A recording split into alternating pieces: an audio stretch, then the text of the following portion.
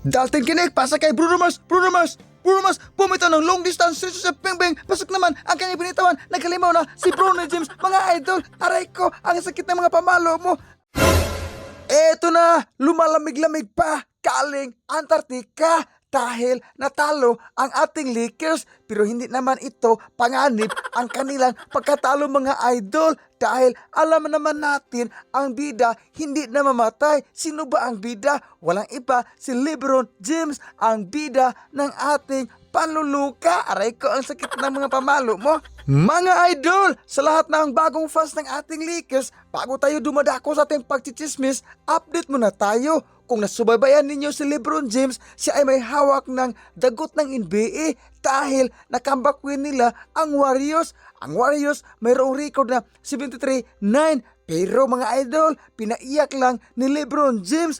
Alam naman natin mga idol, si dagot ng NBA, maghahalimaw po ito mga idol during playoff at ang ating team playoff contender na po ito. Kapag hindi kayo naniniwala, si LeBron James ay isang dagot ng NBA para sa inyo, baka ng NBA si LeBron James. Mga idol, hindi natin ito patatagalin pa. Los Angeles Lakers versus Sacramento Kings. Bakit naging lost? Dahil natalo sila sa Sacramento Kings. Ito na, Luka, manuluka, pasakay ito, to LeBron James, nagtakpuit na naman sa mga chismosa ang binitawan ni dagot ng NBA. Kapag hindi kayo sang ayaw ng dagot ng NBA, para siyang baka ng NBA.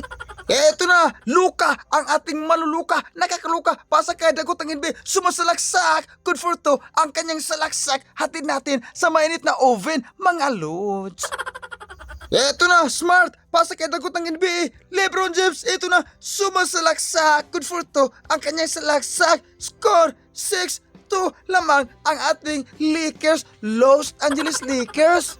Kings ang bula, dumidiskarte sa iri, at eto na steal ng ating Lakers, Luka, nakakaluka, maluluka, sumasalaksak, good for two, ang kanyang salaksak, naghalimaw na ang ating maluluka, nakakaluka, si Luka, mga lods. Mga idol, patatagalin pa ba yan? Dahil natalo na ang ating Los Angeles Lakers. Aray ko, ang sakit ng mga pamalo mo.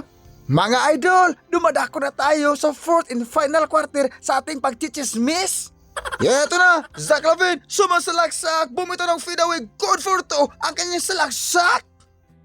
Lakers ang bula, pasa kay Gibinson, sumasalaksak, bumitaw ng floater, hindi napasok, buti lang na-follow. Kaya nga, alams na, mag-follow na kayo sa akin, mga lods. Joke lang po. Eto na, Kings ang bula, dumidiskarte sa Warriors. Aray ko, pasa kay Zach LaVine, bumitaw ng long distance relationship, pasok ang kanyang binitawan para ito sa lahat na nasasaktan dahil umiyak sila, natalo na ang Warriors. Pero papawi ang Warriors mga idol, aango na sila sa purok 8. Eto na, LeBron James, pasa kay Gibinson, bumitaw ng long distance relationship, pasok ang kanyang binitawan, mga idol, score, hatid natin sa minute na oven, 91-102 lamang ang Kings, parang umiyak na ang ating Lakers. Dalton Kinek, pasa kay Bruno Mars, bumitaw ng long distance relationship, Beng, pasok naman ang kanyang binitawan, nagkalimaw na si Bruno James, mga idol, aray ko, ang sakit ng mga pamalo mo. At sa wakas, talo ang Lakers.